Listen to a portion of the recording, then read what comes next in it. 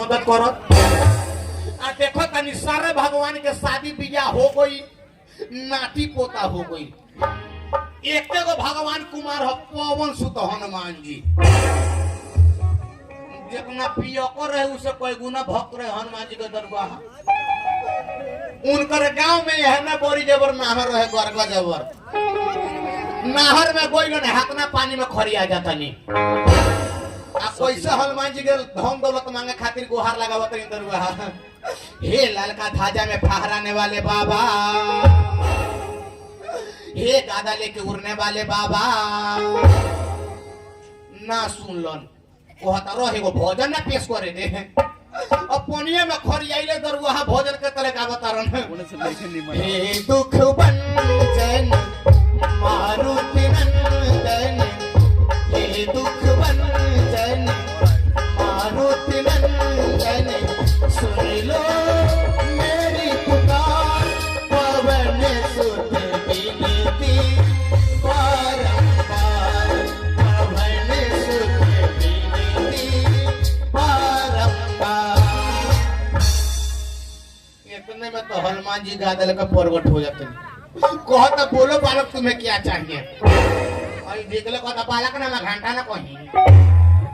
और रउआ के इतना भारी भक्त बानी, 4 बजे भोरे उठे नी, गांजा पी नहीं, नहाई नहीं, लेकिन रउआ के हमरा पर ध्यान नहीं है। अगर हमार भक्ति के लाभ उठावे का चाहता नी तो हमरा को कुछ धन दौलत दे दी। हनुमान बाबा कहते बाबू फिर से तोरा का धन दौलत दे दी, आ फिर से पी के आ गांव में रंगदारी कोई फिरवे। कहता बाबा बहुत गरीब बनी, हम रंगदारी ना करे। हनुमान बाबू जी कहता बाबू रे ते तो मठ मंदिर में घंटी देख ले बारे, घंटी, लेकिन आज तोरा देतनी हम घंटा। ई घंटा ले जाकर घर में टांग दी है, आ जवन धन मांगे तो तोरा के मिल जाई।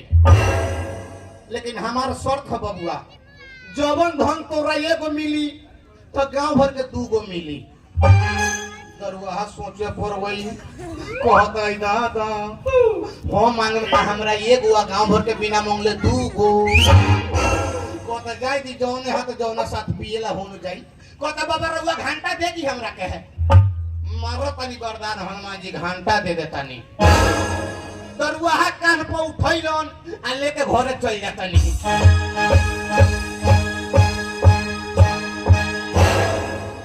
फूस के घर रही एक रूम के बीचे दुआरी टांग देता रहन।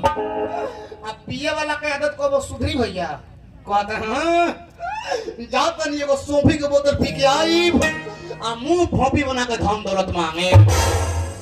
एने पिए गइलन तो उनकर माई रहे 75 बरस के बुढ़िया बिना दांत वाली। घर बहारते बहारते जातनी घंटा पर नजर पड़ गई। कहता बुढ़िया चाची हमारा घर में मठ मंदिर होइले नहीं के घंटा कहाँ से आ गई। रह न बजावे दे कैसे बोलेला घंटा। अब बढ़निया पी के जाकर मारता घंटा बा मेटन। घंटा बोले लागल काले बु काले बु काले बु काले बु। बुढ़िया चाची तो डेरा गई। कहता ई कौन जात हो कि बोलो था ना समझ आई, फिर से मारता एटन। घंटा फिर बोले लागल काले बु काले बु काले बु काले बु। बुढ़िया चाची समझ गई कुछ दी का घंटा बा। अब दिखला कहता है ना से बुढ़िया चाची हमरा एगो पाका के घर बन जा, घर बन जा, घर बन जा, घर बन जा। बुढ़िया चाची के एगो पाका के घर बनल, तोले में गांव भर आदमी के 2-2 गो पाका के घर बन गई। और उहे टाइम में दरगाह निकला था भट्टी में से, कौन है रे हम किसी से कम नहीं, आज अमीर बन के दिखाएंगे। आंख खोलते कहते जा पियते पियते दोसर गांव में आ गई नहीं कि हम ही बोला कोई नहीं। वो भी नहीं था, खाली फूस के खपरा टाली के घर रहे। लेकिन तू महला मकान कैसे आ गई? कहता जाता नहीं कोई ना से भोनी के बोल के दिखाई। और दरगाह कोई ना सोफी का बोतल पिए, लेकिन पी के आई 15-20 गो पाउच। नशे में जाकर मारता घंटा बा मेटन। घंटा बोले लागल काले प काले प काले के नशा में कहता हमारे को हाथ टूट जात दरुआ के एगो हाथ टूटल तोले में गांव भर आदमी के दोनों हाथ में टूटू मंगले बनी हम भोगी लोग भोगे ना दे हनुमान जी वरदान दिले रहलन कि जवन धन तोरा एगो त गांव भर के दूगो लेकिन घटने लगलन फुआवे जितने नशा चोर है उतने दरुआ कतने और मेन धन दौलत बाकी है मेरा जाकर मारा था बीच में घंटा खिसियाइले बोले लागल काले बाद में दरुआ कहता हमारे को आंख फूटे छाप दरुआ के ये गो आंख फूटल तोले में गांव भर आदमी के दोनों आंखें फूट गई मंगले बनी हम भोगी लोग आज भोगे ना देव लास्ट में तो नाश्ता में भैया पिछला खामा लग गिर गइलन गिर के कहता अभी लास्ट में एगो धन दौलत बाकी बा खामा पकड़ के उठ के कहता अभी ना माने अब फिर से मारो तो एक बार लास्ट में टन घंटा खिसिया के बोले लागल काले बाद में दरुआ कहता हमारे पीछे दुआरी एगो इनार खाना जा दरुआ का दुआरी में एगो इनार खाना तो ले गांव भर आदमी के दुआरी में दू गो इनार खाना होई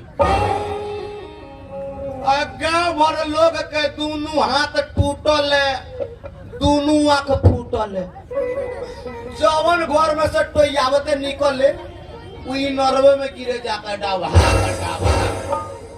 वैसे कहला भैया कि दारू पी इतना की बर्दाश्त हो जाए आ इतना ना पी ली कि सोरे में गोबरे में मुंह दबरा जाए वैसे तो हमें बानी दू भाई हमार नाम हो बिगन रसिया भैयावा का नाम हो मुनावा लेकिन भैयावा बेईमानी कइले बा वो अकेले शादी कर ले ना हमरा के मुसमा तो छोड़ ले बाटे लेकिन चले तनी आज हमहू फरिया के शादी करवाई आज हमार शादी होई ना तो दोसर